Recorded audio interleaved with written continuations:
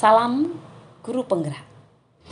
Saya Rosmawati Saragi, calon guru penggerak Angkatan 11 dari unit kerja SMA Negeri 1 Sipispis, Kecamatan Sipispis, Kabupaten Serdang Bedagai, Sumatera Utara, dalam modul koneksi antar materi, kesimpulan dan refleksi, dengan fasilitator Ibu Dewi Hairianti dan pengajar praktik Ibu Nur Haibah Purba.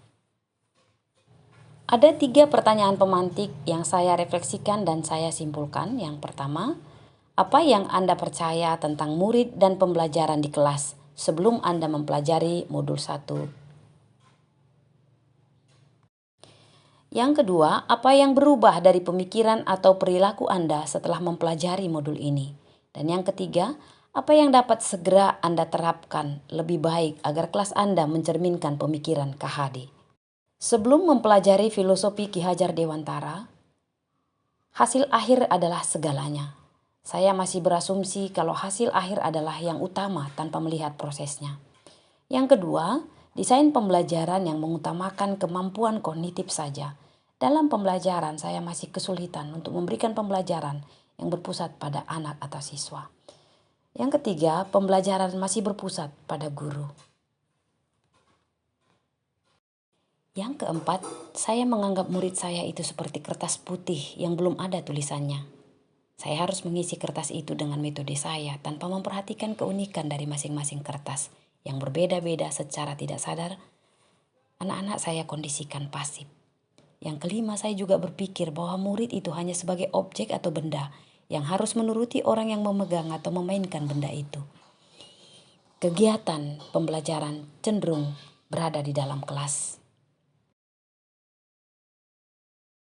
Setelah mempelajari filosofi Ki Hajar Dewantara, saya menyadari pendidik harus menuntun dan memihak pada anak. Pendidik harus bisa mengembangkan minat dan bakat sesuai dengan kodrat anak. Yang kedua, desain pembelajaran yang berpihak pada anak. Dalam pembelajaran, anak harus lebih diperhatikan dan dituntun untuk menciptakan suatu kolaborasi yang menghasilkan keselamatan dan kebahagiaan sebagai manusia. Yang ketiga, berusaha membudayakan kesepakatan kelas. Menerapkan budaya kesepakatan kelas. Yang keempat, anak adalah kertas yang berbeda, ada tulisannya walaupun masih samar-samar. Murid memiliki keunikan sesuai dengan kodrat yang mereka miliki. Tugas kita sebagai guru adalah menebalkan tulisan yang sudah ada tersebut. Oleh sebab itu, tugas guru hanya dapat menuntun tumbuh dan hidupnya kekuatan kodrat yang ada pada anak, agar anak dapat memperbaiki lakunya, hidup dan tumbuh sesuai dengan kodrat mereka. Yang kelima, setelah memahami modul ini, murid harus menjadi subjek pembelajaran itu sendiri, tentunya dengan bantuan guru untuk fasilitator dan motivator dalam pembelajaran. Guru bukan satu-satunya sumber belajar. Kesimpulan pemikiran Ki Hajar Dewantara. Pendidikan. Pendidikan diartikan sebagai tuntunan dalam hidup tumbuhnya anak-anak. Maksud pendidikan yaitu menuntun segala kodrat yang ada pada anak-anak agar mereka dapat mencapai keselamatan dan kebahagiaan yang setinggi-tingginya, baik sebagai manusia maupun sebagai anggota masyarakat. Pendidikan yang memerdekakan anak membuat siswa belajar dengan karakteristik dan kemampuan anak. Gaya belajar siswa atau anak berbeda-beda, bisa dengan audio, visual maupun audiovisual. Tugas pendidik adalah mendesain pembelajaran yang bisa mencakup gaya belajar anak yang beraneka ragam. Kodrat anak. 1. Kodrat alam. Maksud dari kodrat alam yaitu kodrat atau karakteristik bawaan yang terdapat dalam diri anak itu sendiri. Karakteristik bakat atau kemampuan tiap anak berbeda-beda. Di sini peran pendidik untuk mempertebal kodrat mereka ke arah yang lebih baik. Yang kedua, kodrat zaman.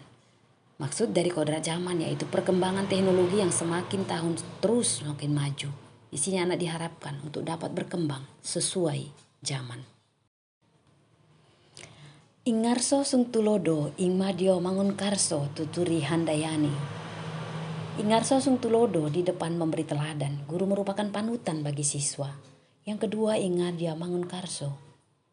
Di tengah membangun keinginan, guru adalah motivator bagi siswa, mendampingi siswa menciptakan ruang impian yang ia inginkan. Selamilah lingkungan kehidupan siswa agar terjalin keakraban. Yang ketiga, tuturi Handayani. Di belakang memberi dorongan, guru memberi dorongan bagi siswa. Setelah ia menyadari akan impiannya, biarkan siswa berkembang sesuai bakat dan keinginannya. Trilogi pendidikan. Inilah trilogi pendidikan Ki Hajar Dewantara. Dengan begitu, guru mengetahui makna dari trilogi tersebut.